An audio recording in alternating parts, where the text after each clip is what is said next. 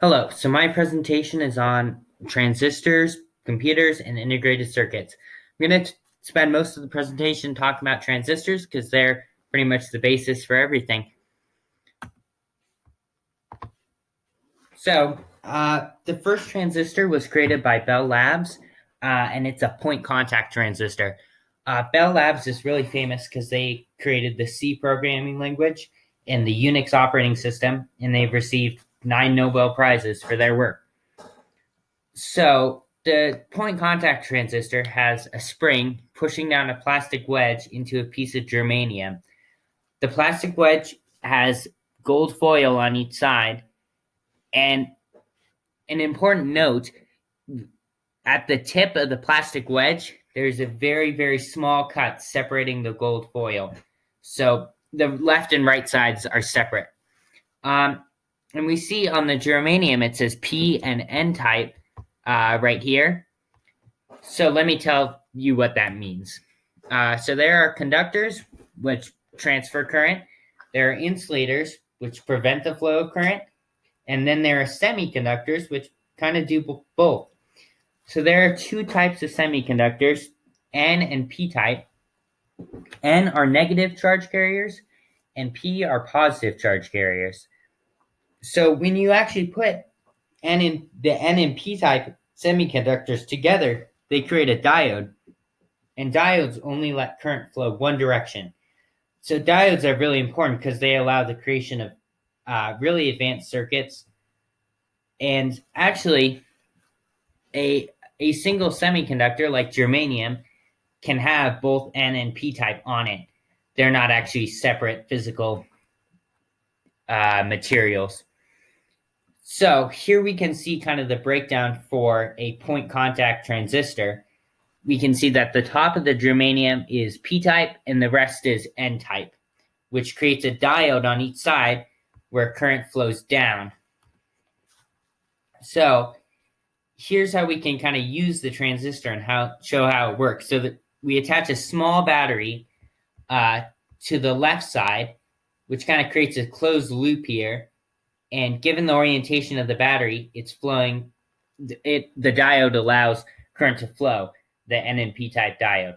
So on the other side, we attach a bigger battery, but it's the opposite way. So current's trying to flow this direction, but it can't because the diode is the wrong way. So that small slit I was talking about, it actually injects positive charge carriers from the left side to the right side, amplifying whatever signals on the left side. So this is incredibly useful because not only can you amplify signals and just see small signals that were originally too small, you can amplify sound too, which makes headphones work and stereo systems work. I actually have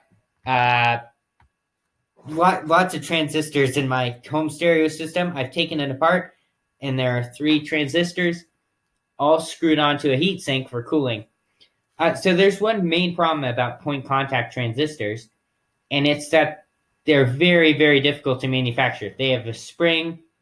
They're 3-dimensional pretty much, and one of the main issues when point contact transistors were mass produced was that lots of them failed because of the spring and the fact that they were so difficult to manufacture. So people came up with the modern transistor, which is just solid state. It's just materials inside, and it's a lot easier to manufacture and scale down, which is why we can have phones that are so powerful because it's got all these tiny transistors.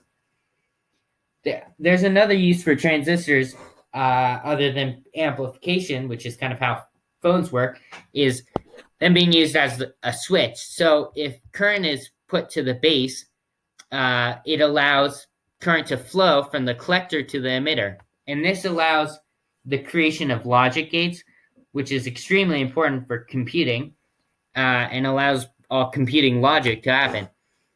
So here's an example of an integrated circuit, which is a lot of tiny transistors on a chip, and they're all creating logic gates. This is a 555 timer, and it pretty much with different configuration settings, you can create an LED that blinks fast or blinks slow, and it creates kind of complex timing. And it's created all out of transistors, and they all make logic gates and create the integrated circuit. So really, all these switch transistors make up logic gates, which make up computers completely. So that's why transistors are so important. Thank